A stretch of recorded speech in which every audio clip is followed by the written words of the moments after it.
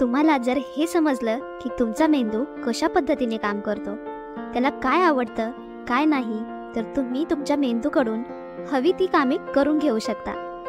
आजपर्यंत मनुष्य प्रजातीने जे काही मिळवले आहे, जी काही प्रगती केली आहे, ती फक्त आणि फक्त त्याच्या ब्रेन पॉवरमुळे. आणि हीच पॉवर कशी वापरायची हे जर आपल्याला समजले तर आपण आयुष्यात अगदी काहीही मिळवू शकतो. आणि यामुळेच मी जॉन मेडीने लिखित ब्रेन रूल्स हे पुस्तक वाचले आणि या पुस्तकातून मी शिकलेले आपल्या मेंदूचे 12 रूल्स आज मी तुमच्यासाठी या व्हिडिओच्या माध्यमातून घेऊन आली आहे.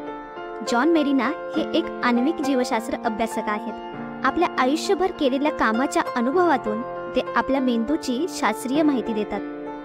प्रत्येक प्रकरणामध्ये ते मेंदूचा एक रूल सांगून आपला मेंदू नेमका कसा काम करतो याबद्दल वैज्ञानिक माहिती देतात.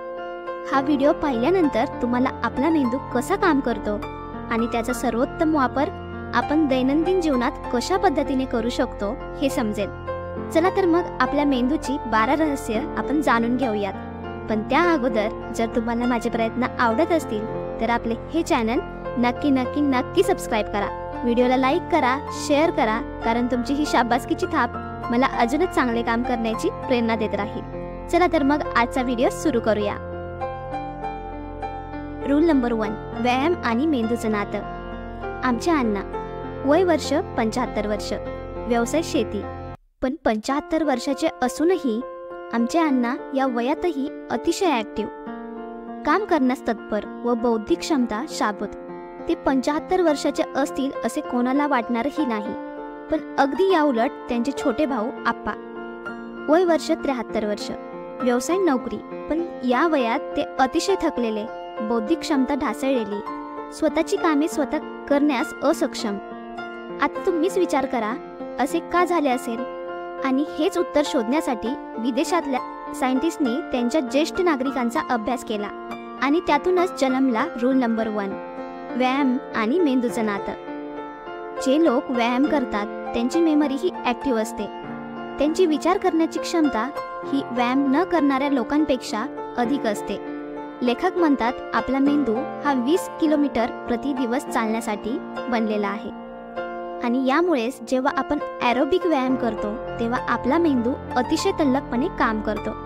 जर आपण आठवड्यातून 2 ते 3 दिवसही व्यायाम केला तरी आपण आपल्या मेंदूची कार्यक्षमता वाढवू शकतो, आपली विचार क्षमता वाढवू शकतो. जेव्हा आपण व्यायाम करतो तेव्हा आपल्या मेंदूला जास्त रक्तपुरवठा होतो. या रक्तामध्ये असलेल्या ग्लुकोजचा वापर करून आपला मेंदू विषारी पेशींना नष्ट करतो. यामुळे मेंदूत ऑक्सिजन पुरवठा मोठ्या प्रमाणात होतो व आपल्या मेंदूची कार्यक्षमता वाढते.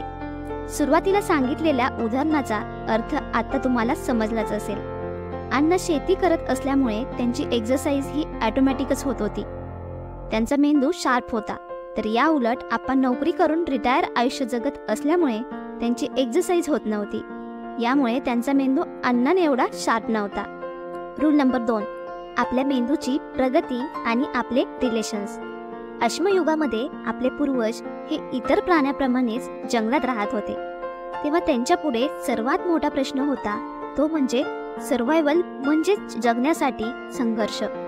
इतर प्राण्यांपासून बचाव करण्यासाठी आदिमानव हा टोळ्या करून म्हणजेच ग्रुप करून राहायचा. आणि त्यानंतरच मानवाच्या मेंदूची प्रगती सुरू झाली. एकमेकांना सहकार्य करून मानवाने आपली व आपल्या मेंदूची प्रगती केली. पण जर तुम्ही ज्या लोकांमध्ये राहता त्यांच्यासोबत तुमचे संबंध चांगले नसतील, तुम्ही काम करत असलेल्या ठिकाणी वातावरण चांगले नसेल, तर आपला मेंदू त्याच्या पूर्ण कार्यक्षमतेने कार्य करू शकत नाही.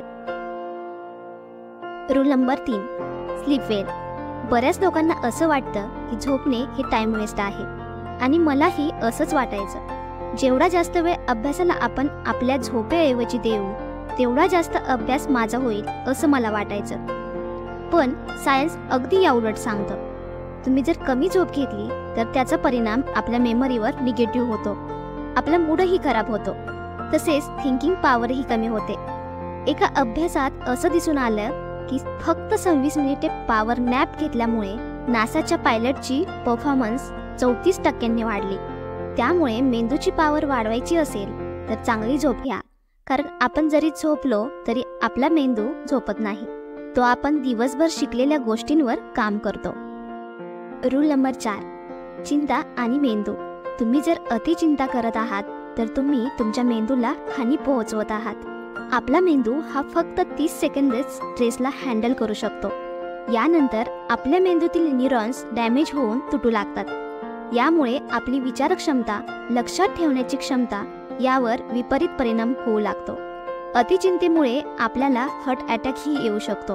त्यामुळे अतिचिंतेमुळे होणारा मेंदूचा ऱ्हास आत्ताच थांबवा. रूल नंबर 5, प्रत्येक मेंदू वेगळा आहे. आपल्याला शाळेत शिकवले जाते की सर्वांचा मेंदू सारखा आहे, पण हे खरं नाही. प्रत्येकाच्या मेंदूमधली वायरिंग ही वेगवेगळी आहे. अगदी 2 जुळ्या भावंडांमधली देखील मेंदूची वायरिंग ही वेगवेगळी असते आणि हे रिसर्चने प्रूव्ह करून दाखवले आहे.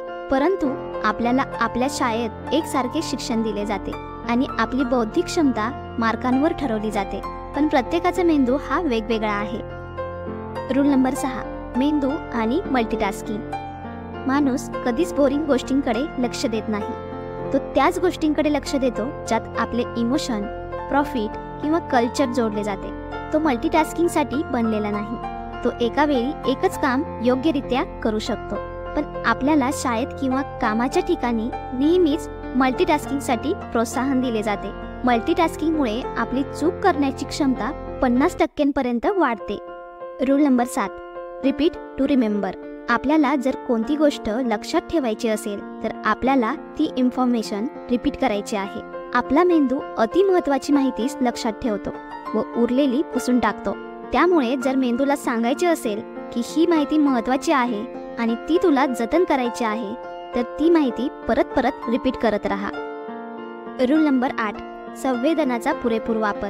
आपला मेंदू संवेदना अतिशय चांगल्या पद्धतीने लक्षात ठेवतो. जसे की डेटॉलचा वास.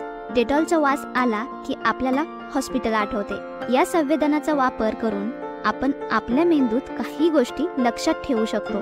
जसे की जेव्हा आपल्याला कोणती गोष्ट लक्षात ठेवायची असेल तर तिला एखाद्या स्मेलशी जोडा. तुम्हाला ती गोष्ट लक्षात राहील. रूल नंबर 9, व्हिजन आणि मेंदू. आपला पाहण्याचा सेन्स म्हणजेच वाचणे, ऐकणे यापेक्षा जास्त पॉवरफुल आहे आणि यामुळेच आपल्याला एखाद्या मूवीमधला सीन जसाच्या तसा आठवतो. मात्र पुस्तकात कोणत्या पेजवर काय आहे ते पटकन सांगता येत नाही. याचे सर्वात महत्त्वाचे कारण म्हणजे आपण प्रत्यक्ष डोळ्यांनी पाहून निरखून केलेल्या गोष्टी आपला मेंदू चांगल्या पद्धतीने प्रोसेस करू शकतो. रूल नंबर 10, संगीत आणि मेंदू. लेखकाने बऱ्याच वर्षांच्या अभ्यासाने हे मत मांडले की आपल्याला ज्या प्रकारचे संगीत आवडते त्याचा आणि आपल्या पर्सनॅलिटीचा जवळचा संबंध आहे. म्युझिक आपल्या मेमरी व स्किलला शार्प देखील करू शकतो. संगीत आपला मूडही बदलू शकतो. रूल नंबर 11, लिंग आणि मेंदू. स्त्री व पुरुषाचा मेंदू हा एकमेकांपासून वेगळा आहे. एका प्रयोगादरम्यान काही स्त्री व पुरुषांना एक हॉरर मूव्ही दाखवण्यात आली. तेव्हा रिसर्चमध्ये हे आढळून आलं की पुरुषांचा राईट मेंदू जास्त ॲक्टिव्ह आहे आणि त्याच वेळी हे लक्षात आलं की स्त्रियांचा लेफ्ट मेंदू जास्त ॲक्टिव्ह आहे.